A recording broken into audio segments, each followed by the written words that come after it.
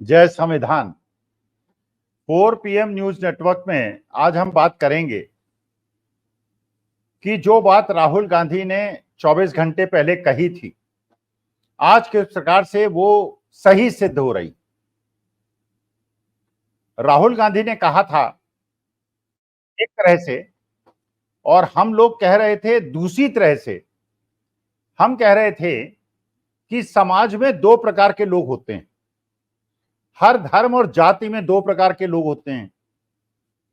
एक वो जो अच्छे होते हैं, एक वो जो धर्म को जानते हैं, जो धर्म को धारण करते हैं, और दूसरे वो जो ढोंगी होते हैं, जो फर्जी होते हैं, जो धर्म को जानते नहीं, धर्म को समझते नहीं और अपने को धार्मिक कहते हैं। इस प्रकार के दो प्रकार के लोग होते हैं।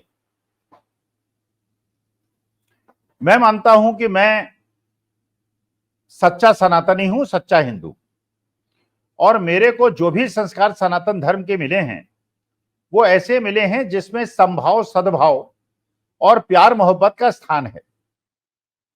और मेरा ये स्पष्ट मानना है कि जो भी अपने को हिंदू कहता है, क्योंकि मैं हिंदू हूं, और वो साथ साथ हिंसा को बढ़ावा देने की बात करता है, वो घृणा को बढ़ावा देने की बात करता है, वो सेकुलरिज्म के खिलाफ है, वो फंडामेंटलिज्म के साथ है, वो कम्युनलिज्म के साथ है, ऐसे व्यक्ति को मैं हिंदू नहीं मानता।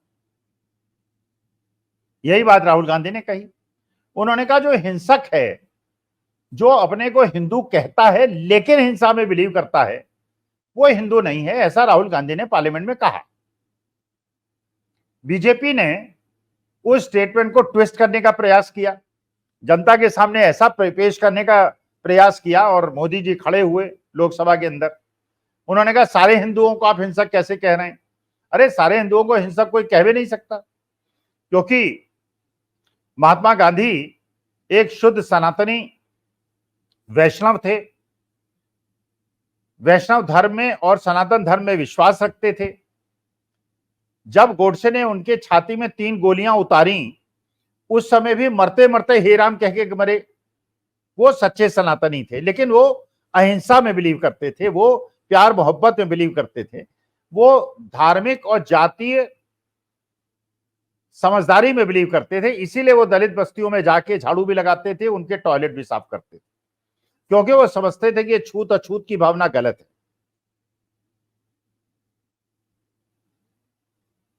और आज यही बात शंकराचार्य महोदय ने कह दी, परम पूज्य श्रद्धेय शंकराचार्य जी महाराज ने भी कह दी। उन्होंने कहा कि जो हिंसक है वो हिंदू नहीं हो सकता। ये बात हम लोग भी कह रहे, तो ये बात राहुल गांधी ने कही, और इस बात की पुष्टि शंकराचार्य महोदय ने कर दी, ज्योतिर्पीठ के शंकराचार्य ने कर दी। अब जो शंकराचार्य हैं वो बेसिकली शास्त्रों के और वेदों के ज्ञाता हैं। अगर धर्म की व्याख्या किसी को करनी है तो मैं आप तो उसके लिए योग्य नहीं है। न मोदी जी योग्य हैं, न राहुल गांधी योग्य हैं, न खड़गे साहब योग्य हैं। उसके लिए योग्य अगर हैं तो आदि गुरु शंकराचार्य द्वारा, पीठ द्वारा स्थापित शंकराचार्यों की व्यवस्था, जो बचपन से गुरुकुल व्यवस्था में पढ़ते हैं, गुरुकुल का पालन करते हैं, गुरु के आदेशों का पालन करते हैं, वेदों और शास्त्रों का अध्ययन करते हैं, और हर चीज की व्याख्या वेदों और शास्त्रों के अनुसार करते हैं।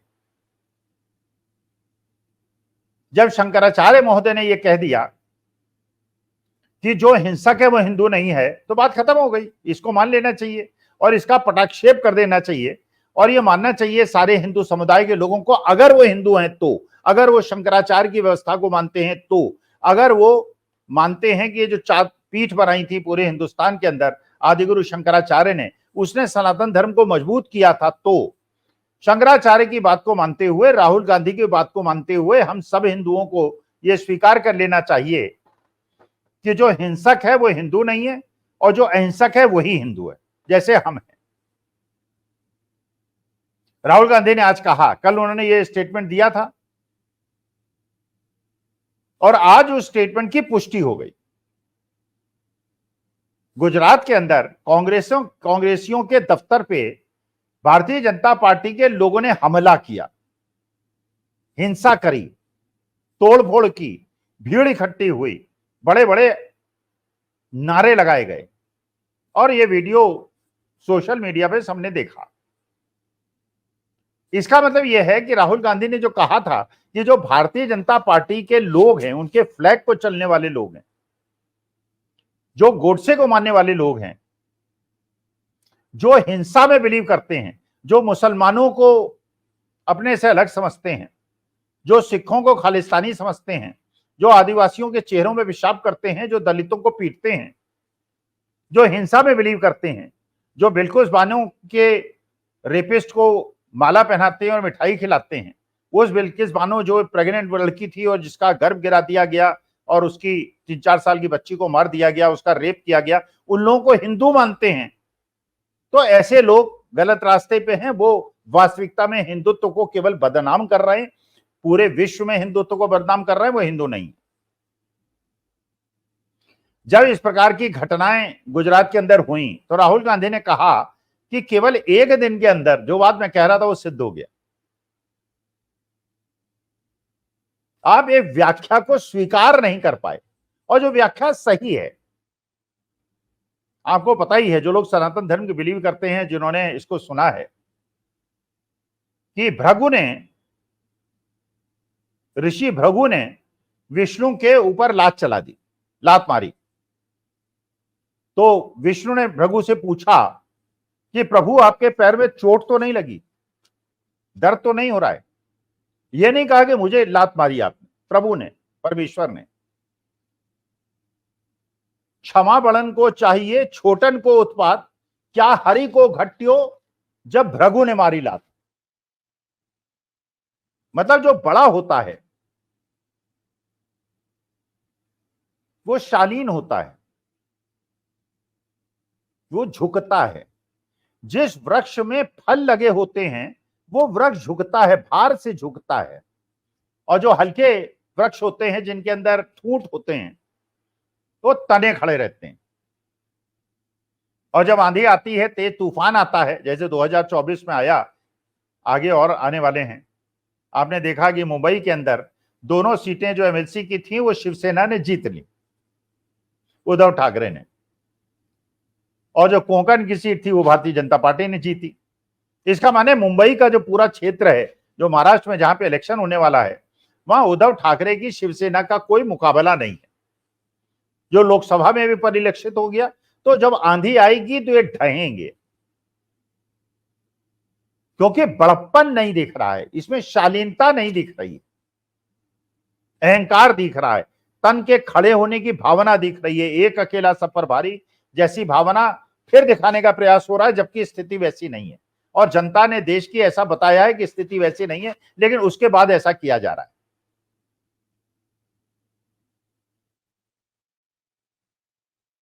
तो अगर राहुल गांधी ने जो कहा, जिसकी व्याख्या घुमा फिरा कर सोशल मीडिया के माध्यम से देश की जनता को गुमराह करने का प्रयास हो रहा है, कि जैसे राहुल गांधी ने कहा इनके अनुसार, वो राहुल गांधी कह नहीं सकते, क्योंकि जो पीछे उनके लोग बैठे हुए हैं 233 लोग, मतलब एक उनको छोड़ दिया जाए तो 232 लोग, उसमें से 200 लोग हिंदू हैं, 200 से ज्यादा ही।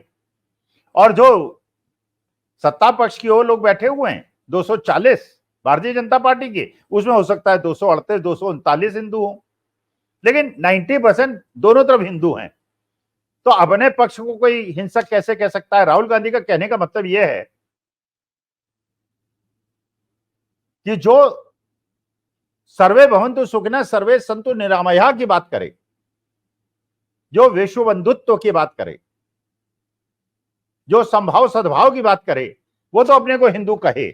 और जो हिंसा की बात करे, जो भगवान प्रभु श्री राम की फोटो को भी गुस्से में दिखाए, अपनी कार में लगाए, हनुमान जी की फोटो में भी हनुमान जी को गुस्से में दिखाए, हर जगह क्रोध दिखाए, दूसरे धर्म और जाति के मानने वालों को अपने से हीन समझे और अपने को श्रेष्ठ समझे, वो हिंदू नहीं है। अब इस पे किसी को क्या आपत्ति हो सकती है? इसके बाद जो लोकसभा के स्पीकर हैं और राज्यसभा के स्पीकर हैं, उनका व्यवहार ऐसा लग रहा है जैसे कि वो पंच की कुर्सी पे नहीं बैठे हैं। जैसे कि लोकसभा के अंदर भारतीय जनता पार्टी का कोई कार्यकर्ता सभापति है और राज्यसभा के अंदर जो उपराष्ट्रपति महोदय जो संवैधानिक नंबर 2 के हमारे देश के नागरिक हैं, वो जिस प्रकार से बिहेव कर रहे हैं, अपनी उम्र से 15 साल बड़े खड़गे साहब का जिस प्रकार से खुलेआम अपमान कर रहे हैं, जबकि संसदीय जीवन का जितना अनुभव खड़गे साहब को है उतना तो शायद ही देश में किसी सांसद को हो। जिस तरह डपट रहे हैं, आज जब मोदी जी राज्यसभा के अंदर बोलने के लिए खड़े हुए और खड़गे साहब ने कुछ बोलने का प्रयास किया, उनका जिस प्रकार से अपमान हुआ, पूरा का पूरा विपक्ष जो है वॉकआउट करके चला गया। लोकसभा के अंदर मोदी जी जो कहते हैं, जो उनका नारा है सबका साथ सबका विकास, पूरे 2.5 घंटे के भाषण में उन्होंने मणिपुर का नाम नहीं लिया और पूरा विपक्ष ये नारा लगाता रहा मणिपुर मणिपुर मणिपुर। अगर सबका साथ सबका विकास आपका नारा है तो मणिपुर भी तो सबके में आता है, वो भी तो हिंदुस्तान का एक अंग है। आप कश्मीर पे बात करना नहीं चाहते, आपको लगता है कश्मीर, पता नहीं आप क्या समझते हैं कश्मीर के बारे में। मणिपुर में आप बात नहीं करना चाहते। मणिपुर के जो लोकसभा के सांसद जीत के आए कांग्रेस के, उनको समय देने के लिए आप तैयार नहीं। मणिपुर को आप अपना नहीं समझते, कश्मीर को अपना नहीं समझते। पंजाब के सांसद ने कहा कि आप पंजाब के लोगों के साथ इतनी घृणा क्यों करते हैं, आप हमको ये क्यों महसूस कराते हैं कि पंजाब जैसे हिंदुस्तान का इंटीग्रल पार्ट नहीं है। आप हमारे किसानों को दिल्ली आने से रोक देते हैं। अभी भी बहुत सारे किसान, हजारों किसान कई बॉर्डर्स पे रुके हुए हैं, उनकी कोई सुनवाई नहीं।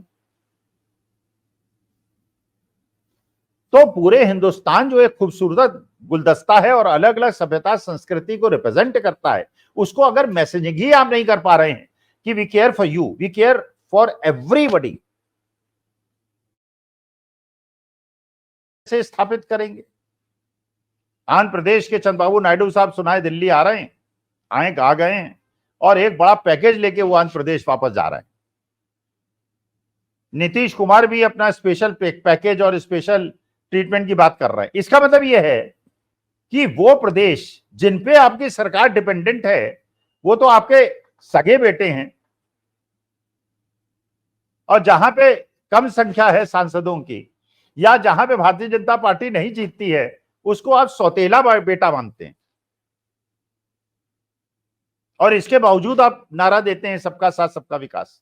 मणिपुर में आप बोलना नहीं चाहते, पंजाब पे आप बोलना नहीं चाहते, पंजाब के किसानों के बारे में बोलना नहीं चाहते, जम्मू एंड कश्मीर में आप बोलना नहीं चाहते क्योंकि वहां कम सांसद हैं और आपके सांसद जीतते नहीं। तो ये किस प्रकार का एक पिता के कुर्सी पे बैठे हुए एक व्यक्ति का, जिसका काम है पूरे परिवार को एक साथ लेकर चलने का, वो साथ लेके नहीं चल रहा है। मोदी जी कल 2.5 घंटे बोले और जब उन्होंने बोलना शुरू किया, उसी के आसपास हाथरस के अंदर एक विभत्स घटना घटी। एक फर्जी ढोंगी बाबा ने, जो अपने को बाबा कहता है वरना क्रिमिनल है वो, उन्हें एक सत्संग नाम दे दिया और धर्म भीरू सामान्य जनता को इकट्ठा कर लिया। 1500 लोगों का व्यवस्था थी, परमिशन ली गई थी और 1.5 लाख आदमी इकट्ठा हो गया। और फिर उसने मैसेज दिया कि मेरी चरण धूल ही लो, तुम्हारी समस्याएं दूर हो जाएंगी। अरे चरण धूली तुम्हारी अगर इतनी इंपॉर्टेंट है तो देश की गरीबी दूर कर दो, लोगों की महंगाई दूर कर दो, लोगों का उनको नौकरी दिला दो और अग्निवीर योजना को खत्म करा दो, अगर तुम इतने सिद्ध पुरुष हो तो। भगदड़ मची और बहुत सारे लोगों की अकाल मृत्यु हो गई और वो आदमी फरार है, उसे भगा दिया। किसने भगाया पता नहीं। एफआईआर जो लिखी गई है वो वहां के जो आयोजक थे उनके खिलाफ लिखी गई है। वो ढोंगी साधु जिसके खिलाफ 6-7 एफआईआर ऑलरेडी दर्ज हैं, उसके खिलाफ कोई कार्रवाई अभी तक नहीं हुई है, ना एफआईआर में उसका नाम है। मतलब उसको बचाने का प्रयास शुरू हो गया। नीट का वर्ड केवल एक बार 2.5 घंटे के भाषण में माननीय मोदी जी ने लिया है, जबकि उनको पता है कि आज के देश का युवा अगर सबसे ज्यादा किसी चीज पे व्यथित है तो वो अग्निवीर पे है और परीक्षाओं के लीकेज के बारे में है। अग्निवीर के बारे में मोदी जी का कहना है कि विपक्ष जो है देश की सेनाओं को कमजोर करना चाह रहा है। इसका माने मोदी जी जानते हैं और चाहते हैं और मानते हैं कि अग्निवीर योजना जो है देश की सेनाओं को मजबूत करने के लिए बनाई गई है, जो कि कोई भी सामान्य बुद्धि का आदमी उसको स्वीकार नहीं करेगा। अग्निवीर योजना केवल सरकारी पैसे को बचाने के लिए और बड़े बड़े पूंजीपतियों के ऋण को माफ करने के लिए लाई गई है, और ये बच्चों के साथ सीधा साधा अन्याय है, जिसका देश का हर युवा और देश का हर व्यक्ति समझता है। जो नहीं समझते उनके बारे में मैं कुछ कह नहीं सकता।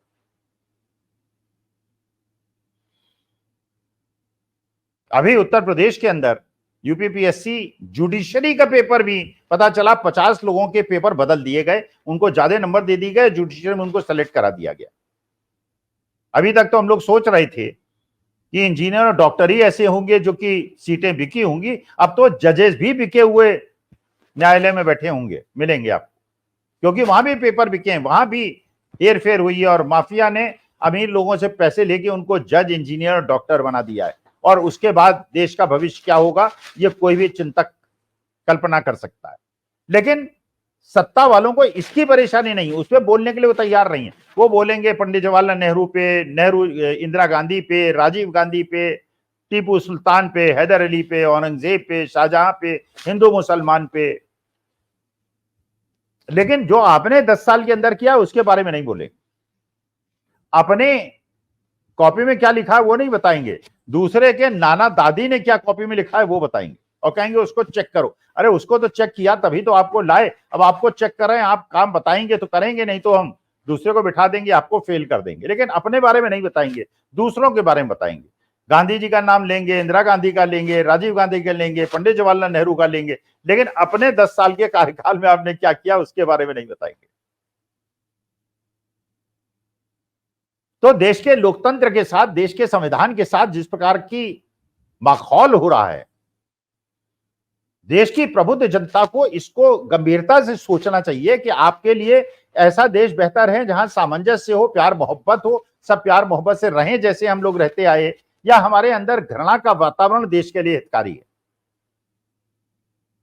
2024 में लोगों ने संदेश दिया है कि वो मोहब्बत चाहते हैं, वो प्यार चाहते हैं, वो सद्भाव चाहते हैं, लेकिन कुछ लोग हैं जो अभी नहीं समझ पाए। आशा है वो भी समझेंगे, आशा है उनको भी सद्बुद्धि आएगी, और राष्ट्र हित में सारा संयुक्त परिवार हिंदुस्तान का 142 करोड़ लोग मिलजुल कर देश को आगे बढ़ाएंगे। ना उसमें किसी जाति और धर्म का भेद होगा, ना ऊंच नीच होगा, ना छूत अछूत होगा, ना हिंदू मुसलमान होगा, एक परिवार की तरह हम आगे बढ़ेंगे।